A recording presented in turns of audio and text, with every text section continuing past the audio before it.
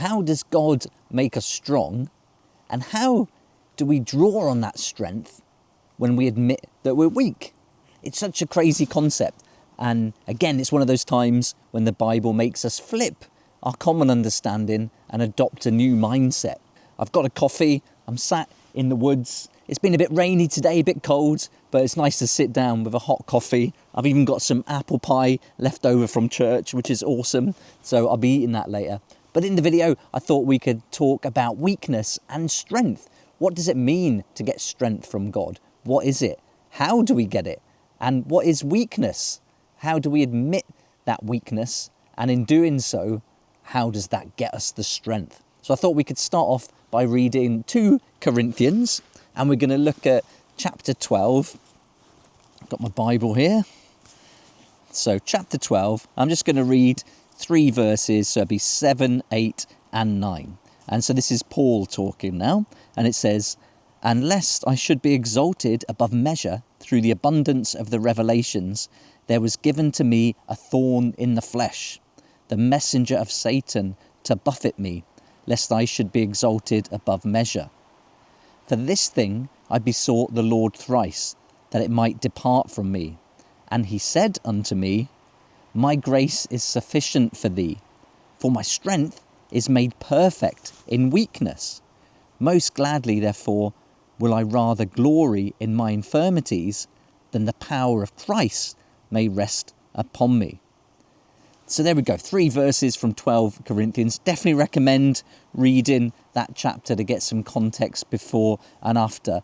But I think it's enough for us to use as a nice jumping off point to talk about this idea of weakness and strength. The important part here in verse 7 is where Paul's talking about that thorn in the flesh. And that's a reminder that weakness has a purpose. When we have that weakness or our weaknesses, that's then an opportunity for God to provide his strength, to show up. And so through those weaknesses, we can experience that strength. When I think about times in my life when I thought I was strong or I was exhibiting strength in my life and getting through problems on my own, it always felt like I was just pushing through. It wasn't like I was actually strong, really. I was just forcing it. I was just acting as if I was strong and then pushing on and just getting on with it. But that never really solved my problems. I still felt the same way. I never had that peace that I've got now. But I think when you have God in your life, you can draw on his strength. It brings with it that sense of love, that sense of purpose. It brings with it a peace, that peace that surpasses all or passeth all understanding. It's a peace like I've never had at any other time in my life. I've never experienced it before. And it's so hard, impossible to put it into words.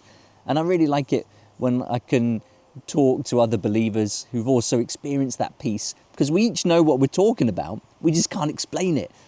When I look back at times in my life where I've been weak or I've had these weaknesses, I can certainly look back with a sense of shame, I guess, for sure. You know, I look back at a time when I wasn't the husband and father I should have been for my family. And again, that was an example of where I was trying to be strong, trying to push through depression, grief, keeping it to myself, not sharing it, thinking I could just take it all on my shoulders and deal with it. But the reality is I couldn't. And it wasn't until I realised that and that I knew I had to get help from somewhere that I turned to God and then found that strength and that peace and purpose from him. And while I look back with this sense of shame, and there is regret there as we look back in our past and we look at things we've done that we're not proud of, I think we're left with this sense of hope. And even from 12 Corinthians here, we're getting this sense of hope that God's grace is enough. Even if we're still weak and we still have our weaknesses, God's grace is enough to get us through. And when you think about that and just let it sink in and reflect on it, it's so powerful. It's so reassuring. And I think if there's any times perhaps in your life when you're looking and regretting something you've done, get in the Bible and read these passages, because they change how you can think about it. We have to face up to what we've done, admit it, admit our failures, admit our sins, give that up to God, ask for his forgiveness, surrender it to him. But when we do that, we get this peace, we get this strength. But it's not easy, it's really hard. When we admit that we're weak, that we failed, that we can't do it on our own, that's like so vulnerable. And to put that out there, and even to share it here in this video, yeah, it's not an easy thing to do. But then the good things in life aren't easy. So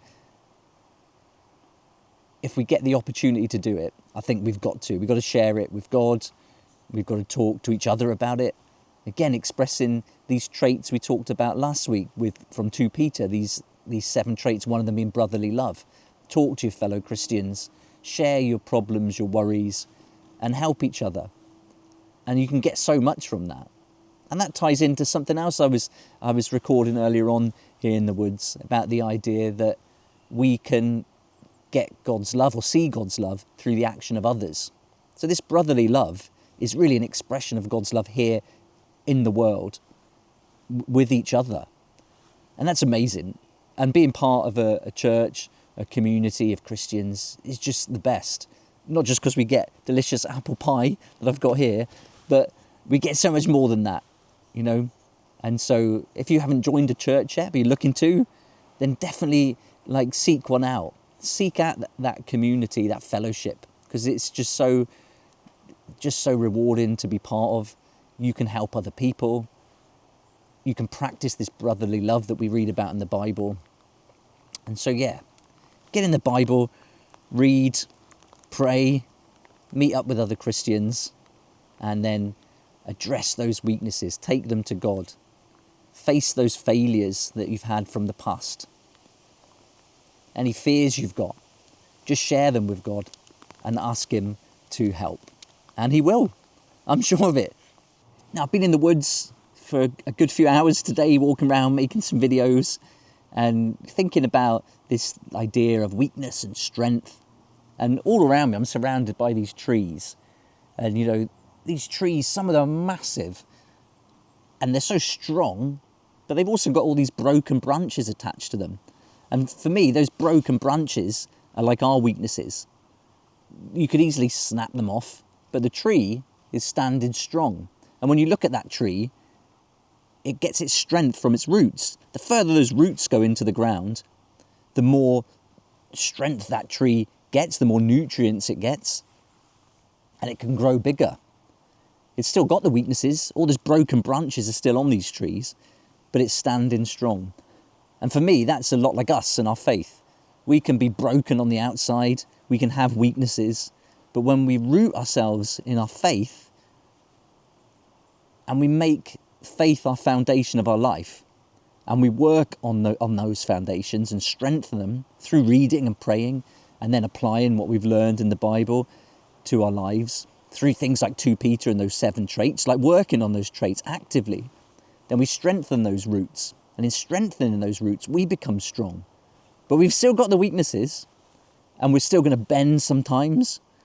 You know, we're going to struggle. We might even break. But as long as we stick to those beliefs, we hold fast to our faith, and we work on those foundations and stay rooted in the faith, then I think we're going to be okay. But also looking around, I see lots of trees that have fallen over. And when you see them toppled, they don't have many roots. It's as if they've just let those roots die. And if we let go of our faith, or we don't take it further, like Peter tells us to in 2 Peter, then that maybe might happen to us. I don't know. But it just makes me really think about that a lot. How I want to go further and be bolder in my faith and how to share it. And I want to be a better person and work on those foundations. And it's all in here. It's all in the Bible. It tells us exactly how we can do it. Jesus is telling us how to live a better life through love. Love each other, be kind, help each other, serve each other. And a video I've recorded, which is going to be up this week, is all about that. How when we serve others, we're actually serving Jesus himself. And that's such a powerful idea too. So lots to think about out here in the woods today, but I think that's enough for one day. I'd love to know what you think about strengths and weaknesses, and certainly in the biblical sense. So share any passages that you like to read when it comes to strength from God, or anything you want to share in the comments. It'd be great to hear from you. But for now, that's it. That's it for this week. Thanks for watching, and I look forward to seeing you in the next episode of Tea with Lee, even though this week it's coffee. Check this out. Delicious. So good.